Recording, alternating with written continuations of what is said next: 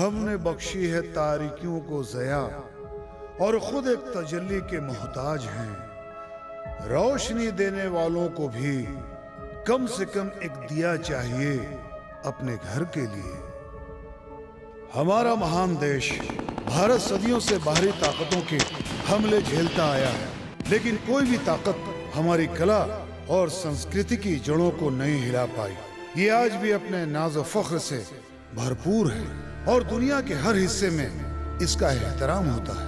राम, कृष्ण, बुद्ध, महावीर जैसे अवतारों से अगर हमारी भूमि पवित्र बनी, तब अशोक, चंद्रगुप्त, हुमायूं, अकबर, राणा प्रताप और शिवाजी जैसे शासकों से बहादुरी और राजनीति की मिसाल है। हिंदुस्तान हिमालय से कन्याकुमारी तक अपनी कला, संस्कृति और परंपरा की एक इतिहास दोहराती है। सर्व धर्म भवः का गीत हर भारतीय के होठों पे सजा रहता है।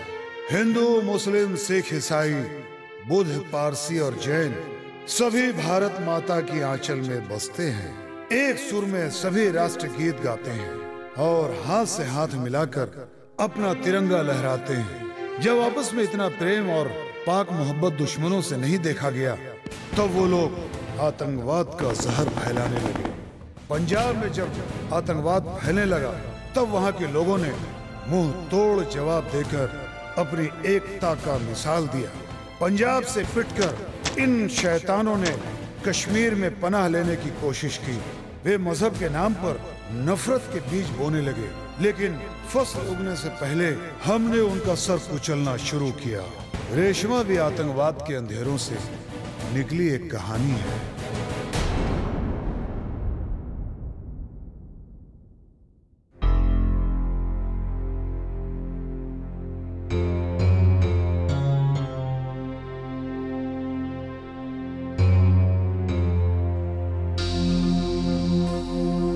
हमारे खानदान में आज तक किसी ने गाने बजाने का शौक नहीं रखा।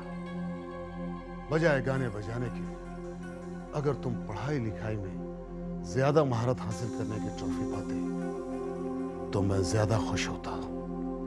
हमारा बेटा भी तो पढ़ाई लिखाई में किसी से कम नहीं है। अव्वल नंबरों से पास होता है। सिर्फ अव्वल नंबरों से पास करना हमें रास नहीं आता बेगम साहिबा। अरे हम तो चाहते हैं कि हमारा बेटा सिर्फ अपने स्कूल में ही नहीं बल्कि पूरे रियासत में अव्वल आए, ताकि लोग हमें मुबारकबाद देने आए और हम फख्र महसूस करें। आपको तो पता है बेगम साहिबा कि हमारे भांजे भतीजे सभी आलिम फाजिल हैं। कोई डॉक्टर है, कोई इंजीनियर है, तो कोई तिजारत में करोड़ों रुपया कमा रहा है, और हमारा बेटा गवैया बनकर गली गली घूमे तो क्या हमारी नाक नहीं कट जाएगी? अरे आप इसे समझाइए कि ये सिर्फ पढ़ाई लिखाई पे तवज्जो दे, क्योंकि कामयाब जिंदगी के लिए आला दर्जे की तालीम जरूरी है बेटा, बहुत जरूरी है।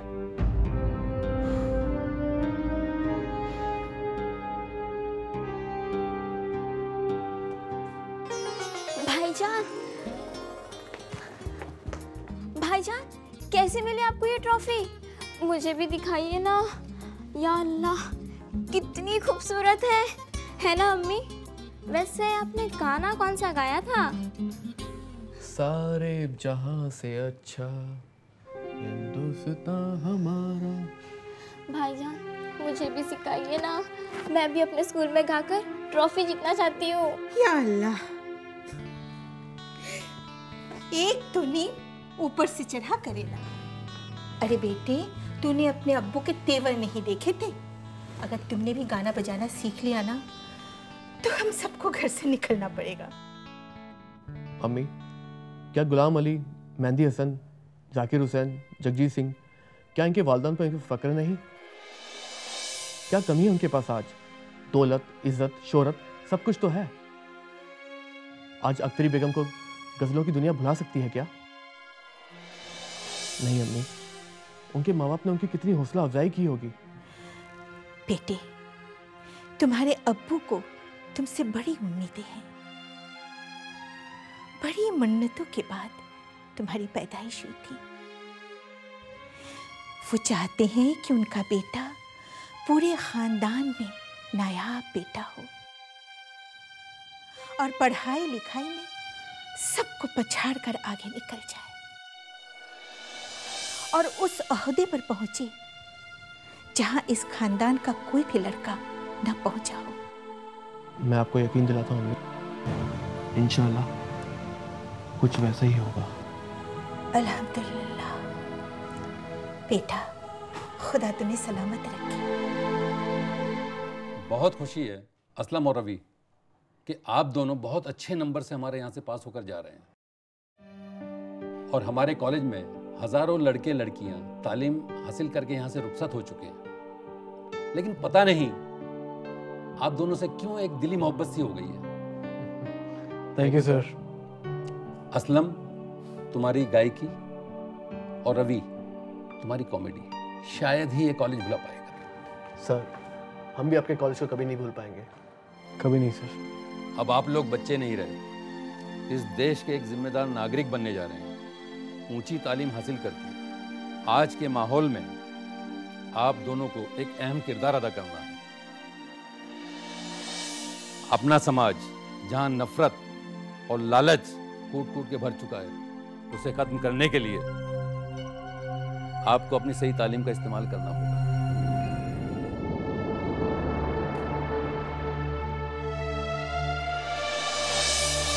जहां कहीं भी मौका मिले मोहब्बत, अखलाक, खुलूस और भाईचारगी पैदा करना। देश में फैले कम्युनिज्म, टेररिज्म और करप्शन के खिलाफ क्रांति लाना। ये मत समझना कि क्रांति के मैदान में आप दोनों अकेले हो। इस मकसद के लिए कदम से कदम मिलाकर चलने के लिए हजारों नौजवान मचल रहे हैं। यूं तो अकेला ही चला था जानिबे मंजिल, मगर लोग साथ आते गए, कारवां बनता गया। आप दोनों को अल्लाह ताला कामयाबी अता करे।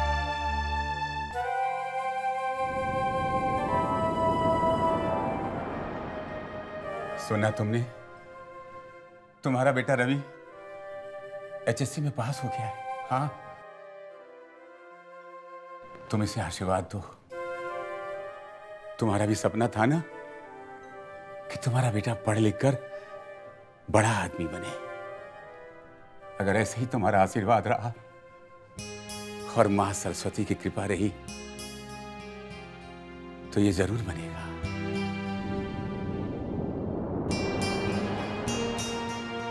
बेटा, मां ने तुम्हें आशीर्वाद दे दिया। अब आगे और क्या करने का विचार है? कॉलेज में दाखिला लूंगा बाबूजी, क्योंकि आज के इस ज़माने में किसी भी फील्ड में जाने के लिए ग्रेजुएट तो होना चाहिए, वज़न बना रहता है। और वैसे भी ग्रेजुएशन के बाद मैं आपसे ये रिक्वेस्ट ज़रूर करूँगा कि मुझे पॉप डांस की ट्रेनिंग के लिए आप यूरोप ज़रूर भेजें। बेटे, जो सीखना वो सीखो, लेकिन सीखने की दीवानगी जरूर बना के रखो।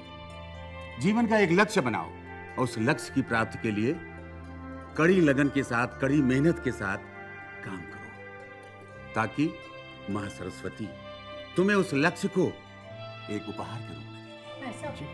ये रजिस्ट्री आई है। रजिस्ट्री? पोस्टमैन ने कहा है इस पर आपकी साइन चाहिए। अच्छा अच्छा अच्छा अच्छा। किसकी रजिस्ट्री आ गई? ना जाने। ये लो, उसे कुछ पैसे भी दे देना। अच्छा जी।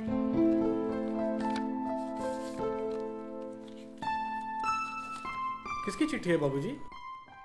बेटा, ये साहिबा की चिट्ठी है। उसने अपनी एक तस्वीर भी भेजी है। देख बेटा, कितनी बड़ी हो गई मेरी बेटी, कितनी बड़ी हो गई है। देख, बड़ी तो हो गई है, लेकिन पता नहीं उसकी मोटी अकल पतली हुई कि नहीं। बेटा, पहले चिट्ठी पढ़ेंगे तब तो पता चलेगा कि उसकी अकल मोटी हुई है या पतली हुई है। वो भी है बाबूजी। लिखती है, हमारा घर ढूंढने में उसे बहुत मुश्किल हुई और उसने अपना नाम अब रेशमा रख दिया। अच्छा? और बेटा, वो बहुत बड़ी गजल सिंगर बन गई है। क्या बात कर रहे हैं? और उसका पहला एल्बम आपके लिए सरगम कैसेट वाले रिलीज कर रहे हैं। अरे वाह। और वो चाहती है कि इस एल्बम का विमोचन मेरे हाथों से हो बेटा, मेरे हाथों से। अरे वाह, वो तो बहुत होशियार निकली। बेटा होशियार नहीं निकलेगी, आखिर शागिर्द किसकी है, मेरी है कि नहीं? सही बात है। मैं जरूर जाऊंगा बेटे, जरूर जाऊंगा उसके पास। ऊपर वाले ने मेरी सुन ली, भगवान उसे लंबी उम्र दे बेटा, लंबी उम्र दे। ठीक है बाबूजी, आप जाइए।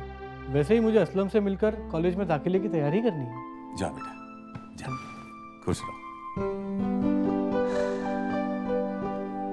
असलम, मुझे खुशी है कि तुमने अच्छे नंबरों से HSC पास किया है, लेकिन मुझे खुशी और होती जब तुम पूरे स्टेट में अव्वल आते। अपने स्कूल में तो सबसे आगे आया है ना, अब BA के इम्तिहान में पूरे सूबे में अव्वल आके आपको ज़्यादा खुश कर देगा। अब इसके कॉलेज में दाखिले की तैयारी कीजिए। अरे इसके दाखिले के बाद तो मैं पहले से ही तय कर चुका हूँ, साइंस कॉलेज में फॉर्म भरना है। अब्बू, भाईजान ने कितने अच्छे नंबर्स लाए हैं ना, साइंस कॉलेज में तो उनका दाखिला यूं हो जाएगा। लेकिन मैं तो आर्ट्स के सब्जेक्ट्स लेना चाहता हूँ। आर्ट्स की पढ़ाई करके क्या करोगे बरखुरदार? टीचर बनोगे, प्रोफेसर बनोगे, वकील बनोगे या फिर लेखक बनोगे? अरे बेटे, तुम्हारे खानदान में अच्छे अच्छे डॉक्टर्स हैं, इंजीनियर्स हैं, बिजनेस टाइकून हैं। अगर ऐसा ही है तो कॉमर्स की पढ़ाई कर लो, कॉमर्स तुम्हें तिजारत में काम आएगी। अच्छे फल वाले पेड़ की जड़ को ढंग से सींचना पड़ता है। लेकिन अब्बू, मैं दूसरे सब्जेक्ट्स में उतना दिल लगाकर नहीं पढ़ पाऊंगा। क्यों? क्योंकि मेरा दिल आर्ट्स के सब्जेक्ट्स में रम चुका है। बेवकूफ, जिस सब्जेक्ट में मन लगाओगे उसी में तुम्हारा दिल रम जाएगा। अब रहने दीजिए, अगर ये किसी सब्जेक्ट में अच्छा नहीं कर पाया तो आप इसकी लानत मलामत कर देंगे। जरा सोचिए, डॉक्टर राजेंद्र प्रसाद, डॉक्टर अंबेडकर, मौलाना आज़ाद, डॉक्टर जाकिर हुसैन, नेहरू जी, शास्त्री जी, ये सब आर्ट्स की किताबें पढ़कर तवारीख बन चुके हैं। अब आप अपनी तकरीर बंद कीजिए, असलम को वही पढ़ना होगा जो मैं चाहूंगा।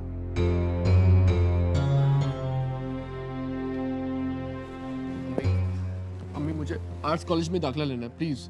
मैं इंडियन आर्ट कल्चर और हिस्ट्री से बड़ा लगाव करता हूँ अम्मी। बेटा, मैं तेरे अब्बू को समझा लूंगी, वो बिल्कुल नारियल की तरह है, ऊपर से खुरदुरे और अंदर से बिल्कुल मीठे पानी की तरह। भाईजान, आप फिक्र मत करो, मैं भी अब्बू के पीछे लगकर आपका दाखिला आर्ट्स कॉलेज में करवाऊंगी। मुझे पता है अम्मी कि मैं साइंस और कॉमर्स में कुछ नहीं कर पाऊंगा। बेटा, तू फिक्र मत कर, खुदा तुम्हारी मुराद पूरी करेंगे। You are great. संगीत है साधना, संगीत है साधना, तेरा प्यार है आराधना, जनन जनन जनन झूमू मैं। संगीत है साधना, तेरा प्यार है आराधना, तुम मुझे थामना। संगीत है साधना, संगीत है साधना, तेरा प्यार है आराधना, जनन जनन जनन झूमू मैं, तुम मुझे थामना। संगीत है साधना। बेटी रेशमा, अम्मी, बेटी तुम्हारा खत है। तेरा खत? जी।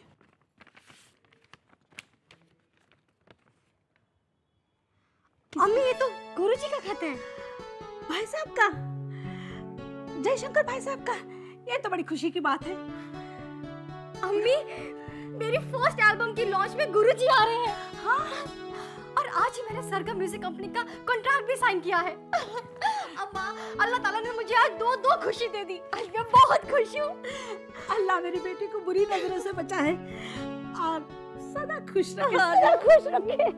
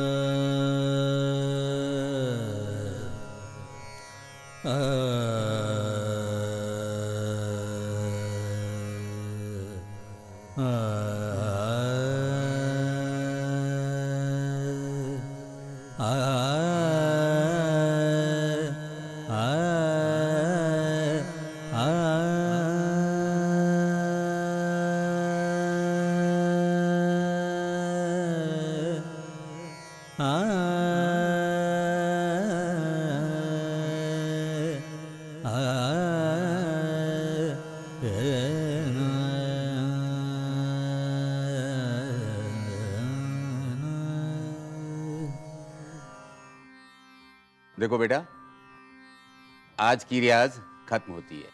कल इसी वक्त हम लोग रियाज करेंगे और घर पर भी बैठ करके सब लोग रियाज करेंगे। वादा? जाओ, खुश रहो।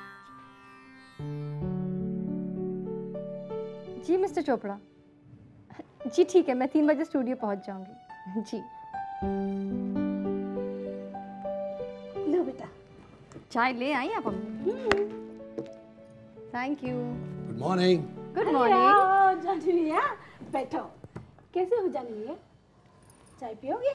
Mummy please correct yourself. आप जानी बोलकर मुझे मुसलमान बना देते हो।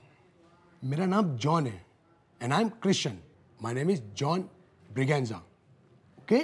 अरे हम हिंदुस्तानी हैं। ये हिंदू मुस्लिम सिख ईसाई कब तक लड़ाई झगड़े करते रहोगे? हाँ, तुमने अपने आंखों से पंडित जयशंकर जी और रेशमा की मोहब्बत को देखा है ना। दोनों के आंखों में हिंदुस्तानी खून की चमक कैसी चमक रही थी। हमारा फैमिली हिंदू से मुसलमान बना, मुसलमान से ईसाई बना। हमारा धर्म यही कहता है कि हम जॉन हैं, जानी नहीं। मैं तो भैया तुम्हें जानी मियाँ ही करके पुकारूंगी। बुलाइए, मेरी रोजी रोटी का सवाल है। भला एक सेक्रेटरी क्या बोल सकता है? और तो और मेरी गर्लफ्रेंड को भी जानी मियाँ से ऑब्जेक्शन है। ठीक है, आपकी गर्लफ्रेंड को मुझसे मिलाइए, मैं उसे जानी मियाँ का सही मतलब समझा दूंगी। अब अपनी डायरी निकालिए। यस मैडम, निकाल ली। मुझे बताइए कि इस महीने के हमारे क्या क्या प्रोग्राम्स हैं। यस मैडम, 11-12 लुधियाना का stage show, 13-14 Jalandhar Lions club, 17 को रिकॉर्डिंग, 21 को पटना, 23 को कलकत्ता, 27 को मुंबई। ठीक है, अब एक काम करिए कि दूसरे महीने के पहले हफ्ते को कोई भी प्रोग्राम्स मत लीजिएगा।